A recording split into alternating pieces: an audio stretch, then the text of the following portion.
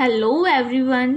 तो आज की वीडियो में मैं आपको एक्सप्लेन करूंगी हमारी क्लास 12 की फ्लेमिंगो बुक के chapter 3 deep water as a summary.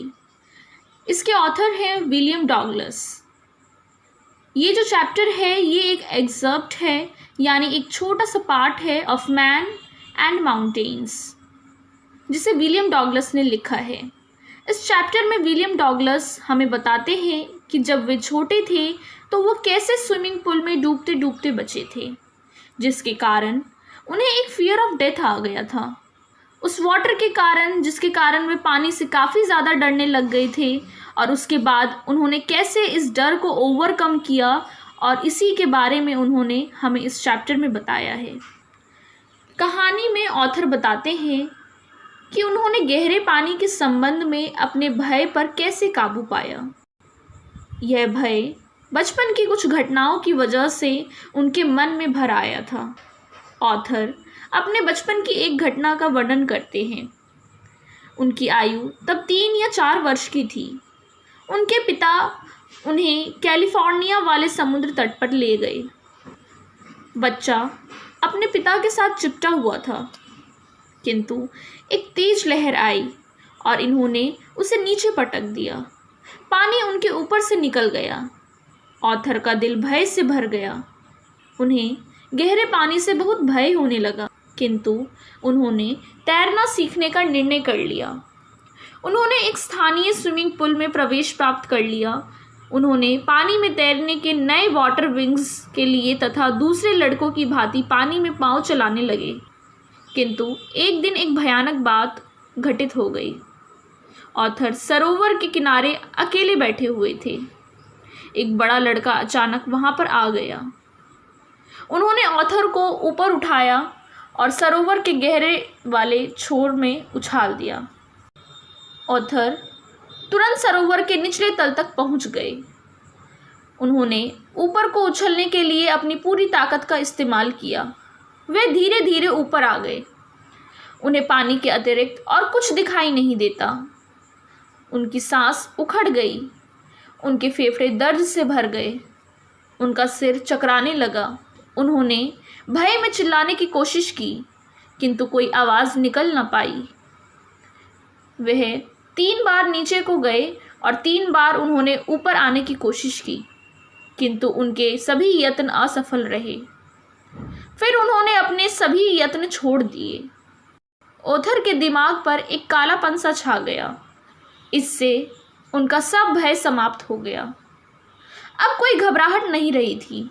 वह सोचने लगे, अब बढ़िया है, मैं सो जाता हूँ। अब उछलने की कोई ज़रूरत नहीं है। अब मुझे सो जाना चाहिए। फिर हर बात दिमाग से निकल गई। किंतु सौभाग्यवश उन्हें बाहर निकाल लिया गया और डूबने से बचा लिया गया। वह लड़का जिसने उन्हें अंदर फेंका था कह रहा था, लेकिन मैं तो केवल मजाक कर रहा था। अनेक घंटों बाद लेखक वापस घर चले गए।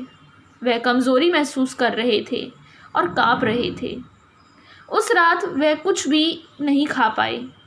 अनेक दिनों तक एक भयानक भय उनके दिल पर छाया रहा। वह उस सरोवर को दोबारा वापस कभी न गए।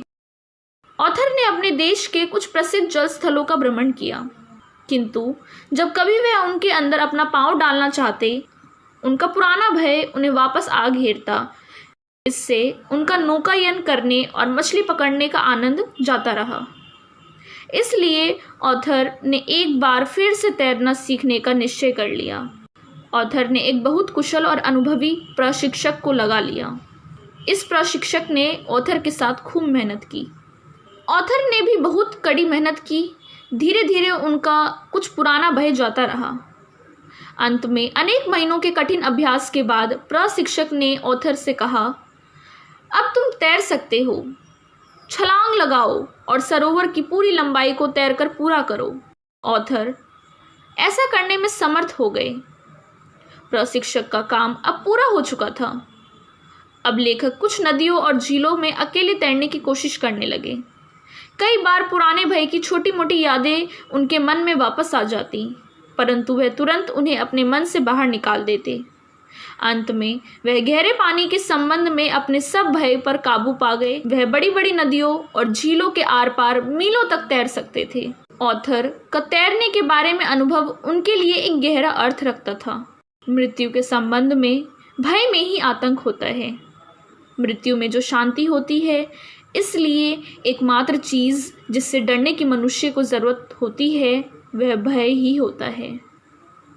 ये था आज का हमारा चैप्टर, जो कि लेखक द्वारा, ऑथर द्वारा बताया गया है कि किस तरीके से उन्होंने अपने भय पर काबू रखा और अपने डर को ओवरकम किया। इस चैप्टर के माध्यम से उन्होंने ये हमें समझाया है कि कैसे हमें अपने डर को ओवरकम करना चाहिए। तो ये था हमारा आज का chapter. I hope you all like it. Thank you. Video को लाइक करें, चैनल को सब्सक्राइब करें और बेल आइकन को ऑल पे सेट करें, जिससे कि हमारी सारी न्यू वीडियोस की नोटिफिकेशंस आपको सबसे पहले मिले। Thank you once again.